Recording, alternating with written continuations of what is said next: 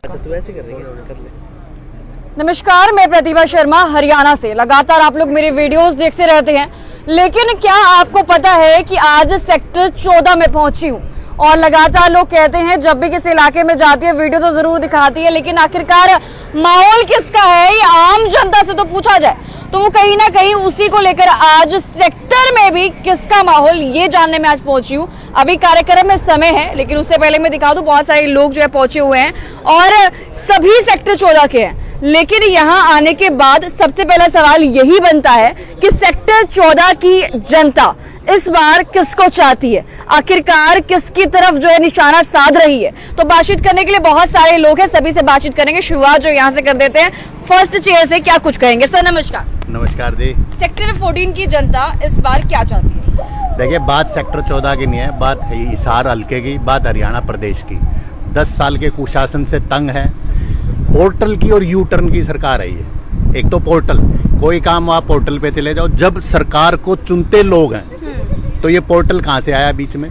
और एक U turn की सरकार, इसको बीजेपी को यू टर्न करवा देंगे जहाँ से बीजेपी। स्वर्गीय राजीव गांधी जी ने एक सपना देखा था 1984-85 में, तब यही भारतीय जनता पार्टी ने उनका मजाक उड़ाया था कि इस देश में जहां बैलगाड़ी चलती है वह कंप्यूटर की बात ना करे।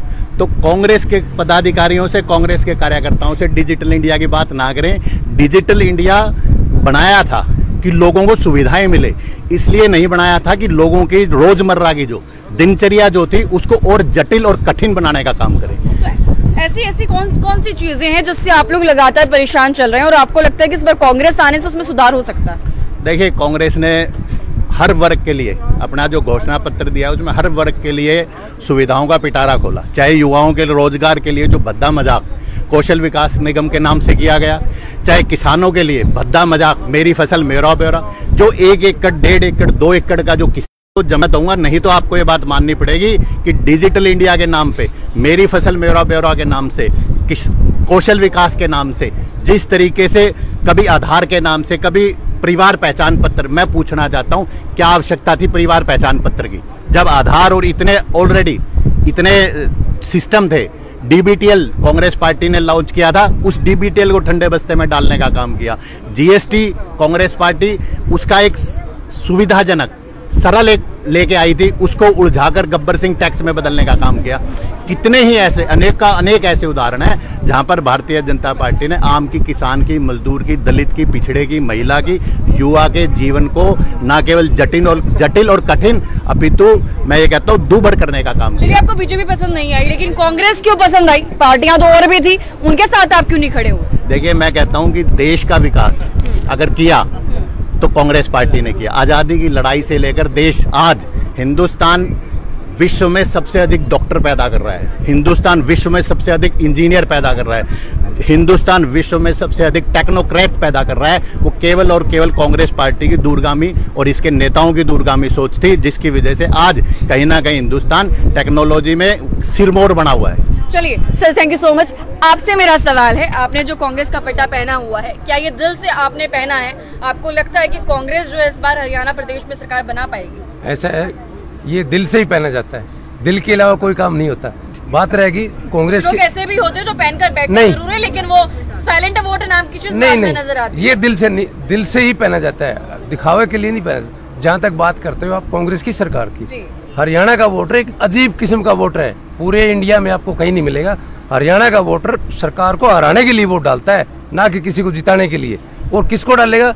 जिसका जो उसके विपक्ष में दिखाई देगा भी ये सरकार बनाएगा। इस बार कांग्रेस सरकार बना रही है, तो हरियाणा का सभी वर्कर, सभी कार्यकर्ता सरकार को हराने के लिए और कांग्रेस को जिताने के लिए लगे हुए। हिसार में क्या कुछ कमी बाबूजी आप देखते हैं? कोई कमी नहीं है, चिंता करने की जरूरत नहीं है, कांग्रेस का प्रत्याशी जीतेगा। अच्छा, चलिए, आपको क्या लगता है हिसार विधानसभा में क्या कुछ कमियां जो है नजर आ रही है जिसकी सुधार की बहुत ज्यादा जरूरत है? कमियां जी, काम तो हो नहीं रहे। कोई कमी तो बता दो। कमियां बोलने से काम थोड़ी चलता है। ये विकास कह रहे हैं, विकास हो गया, विकास बताओ तो एक चीज का विकास कराया। विकास ढूंढने निकलोगे तो आपको विकास मिलेगा। भजन लाल के टाइम में 2 यूनिवर्सिटियां आई थी, अब ये 10 साल सरकार रही, बताओ कौन सी यूनिवर्सिटी लाई सर में? यूनिवर्सिटी बच्चे पढ़ेंगे तो आगे तरक्की करेंगे, सभी के पढ़ेंगे, सभी वर्ग के पढ़ेंगे उसमें। तो कांग्रेस अगर बनती है, हाँ, तो क्या आपको लगता है कि यूनिवर्सिटी बनवाएंगे? बनवाएंगे, बिल्कुल बनवाएंगे कॉलेज। कितने कॉलेजें बंद कर दिए, कितने स्कूल बंद कर दिए।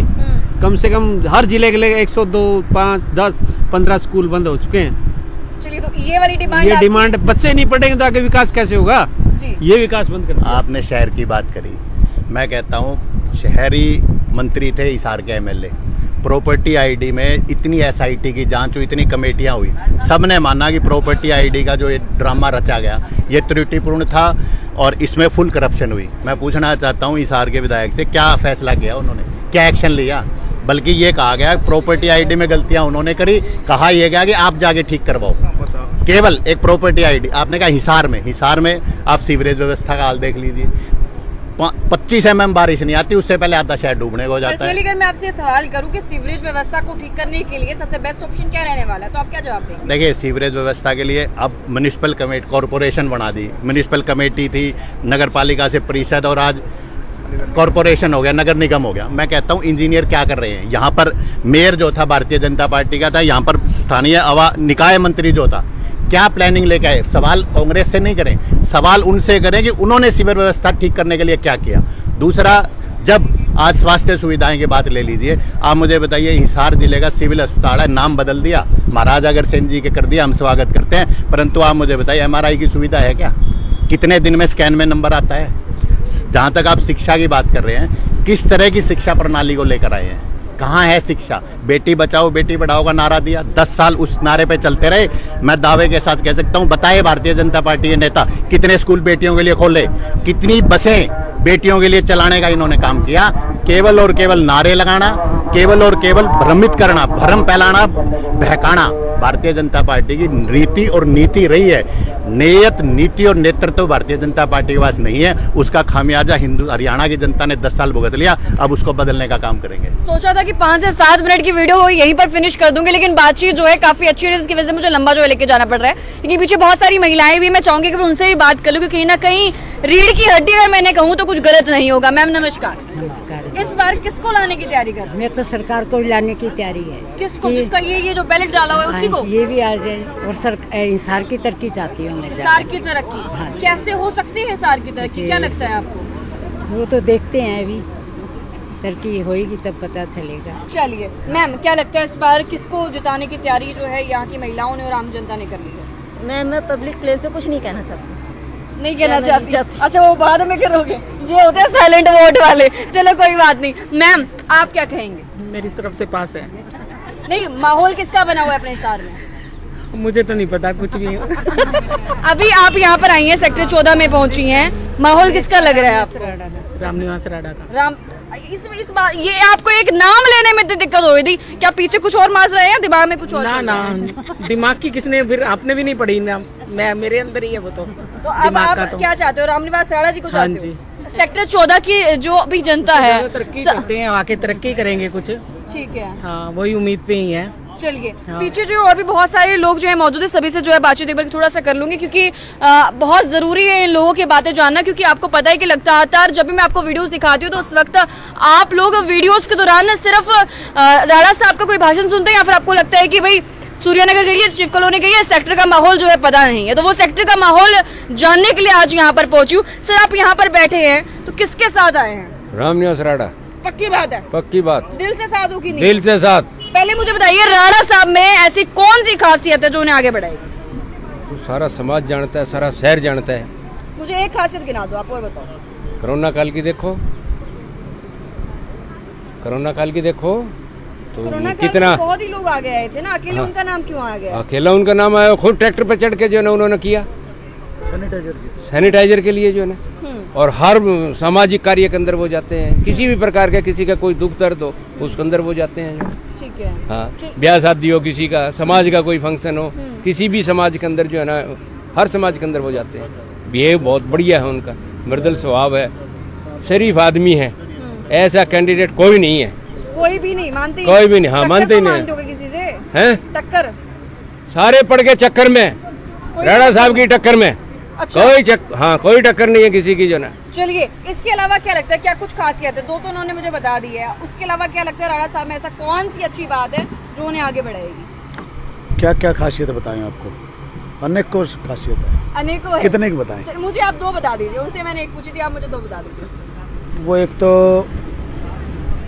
गरीब परिवारों से बहुत जुड़ के रहते हैं। एक तो सबसे पहले ये नहीं भाई पैसे वालों के साथ, गरीब परिवारों के साथ बहुत जुड़ के रहते हैं। सभी परिवारों के साथ बहुत जुड़ के रहते हैं। उनके कोई भी प्रोग्राम हो, रेडी वाला भी आएगा, पटड़ी वाला भी आएगा, कोठी वाले भी आएंगे, सभी आएंगे। ये उनकी एक खासियत है, ठीक है।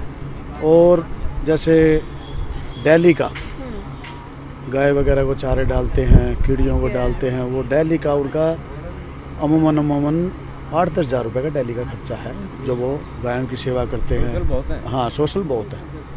तो और काफ़ी तो मैंने सुना है कि जिंदल परिवार में बहुत रहा है, मैंने सुना है कपिल गुप्ता जी भी काफ़ी सोशल रहे हैं। वो एक साल में 10 दिन सोशल रहते हैं, एक साल में 10 दिन। अच्छा।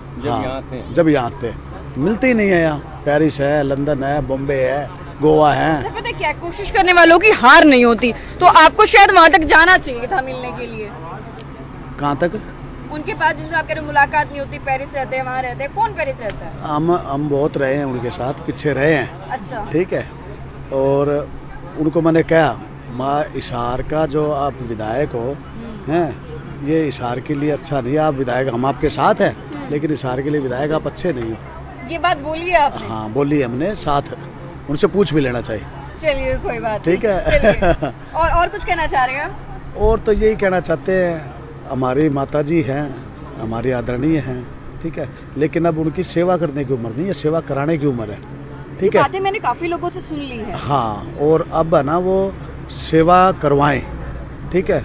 और रामनिवास राणा जी के ऊपर हाथ रहे, और जैसे पिछली बार साथ थी, ठीक है, उनको आशीर्वाद दे और सेवा अपनी करवाए। चलिए सर, आपको माहौल किसका लगता है? सिर्फ इतना माहौल किसका लगता है? रामनिवास राणा का है ये माहौल तो पक्की बात है। हाँ जी, पक्की बात। सेक्टरों में भी, सेक्टरों में भी पूरा हिसार लेकर चले तो? पूरा बिल्कुल बिल्कुल पूरे हिसार में? पूरे हिसार में। चलिए बहुत बहुत शुक्रिया। जबरदस्त आंधी है इस बार। हाँ? जबरदस्त आंधी है। आंधी अभी आनी बाकी रहती है। हाँ, आगी आंधी और क्या रहेगी? अभी तो अब 4-5 दिन तो 4-5 दिन में क्या होना है, होगी। ये तो बढ़ेगी आंधी जो है ना। अच्छा, हाँ। कम नहीं होने वाली? नहीं, कम नहीं होगी। चलिए बहुत बहुत शुक्रिया। खैर ये थी सेक्टर 14 की वो तस्वीरें जहां पर राणा साहब का एक कार्यक्रम था। लेकिन कई बार ऐसा होता है कार्यक्रम में कुछ लोग आते तो हैं, लेकिन वो ये है कि दिल से आए कि नहीं, वो एक बड़ा सवाल होता है। तो कहीं ना कहीं वो दिल से आने वाले सवाल का जवाब जो है मुझे यहाँ पर आने के बाद पता लग ही गया, और साथ ही साथ आपको भी लग गया होगा। कुछ देर बाद राणा साहब यहाँ पर पहुंचने वाले हैं, लेकिन उससे पहले यहाँ पर लगातार जनसभा होती जा रही है और लोग जो है यहाँ पर पहुंच रहे हैं सिर्फ रामनिवास राणा जी को सुनने के लिए। वहीं अगर मैं बात करूं आपको, जैसे मैंने पहले भी बताया था, आप लोग अक्सर मुझे कहते थे कि भाई सूर्यानगर गई है, शिव कॉलोनी गई है, सेक्टर जाकर क्यों नहीं पता करती कि आखिरकार वहां का माहौल कैसा है। तो ये है सेक्टर 14, जहां का माहौल भी रामनिवास राणा के पक्ष में साफ नजर आता है। खैर आप क्या कुछ मानते हैं, आपकी राय जरूर रखिएगा। क्या आप कुछ और मानते हैं तो वो प्रतिक्रिया भी आप लोग जरूर रखिएगा। लेकिन वीडियो को शेयर करना